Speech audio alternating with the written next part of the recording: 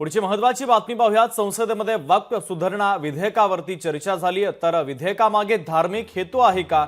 सुधारणा विधेयकातील चुकीच्या गोष्टींचं समर्थन नाही, सरकारच्या बोलण्यात आणि कृतीत फरक आहे असं अरविंद सावंतांनी म्हटलंय।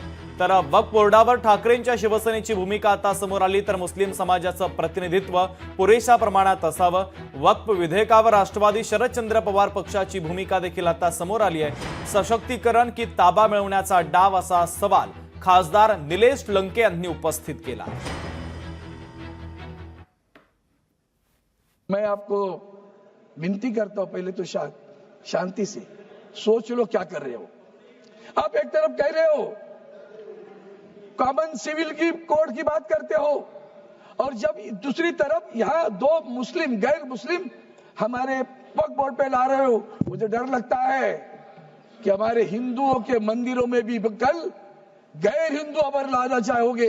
उन्होंने अभी उदाहरण बताया मंदिर का, याद रखना शिवसेना उसके खिलाफ खड़ी रहेगी। अगर हमारे मंदिर में कभी आपने सोचा भी कि किसी गैर हिंदू को उस मंदिर के बोर्ड पे लाने की कोशिश भी करोगे तो याद रखना हम उसे विरोध करेंगे। मैं आपको वक्फ बोर्डाकडे सुमारे 9.4 लाख एकर जमीन आहे, त्याची अंदाजे किंमत 1.2 लाख कोटी रुपये आहे।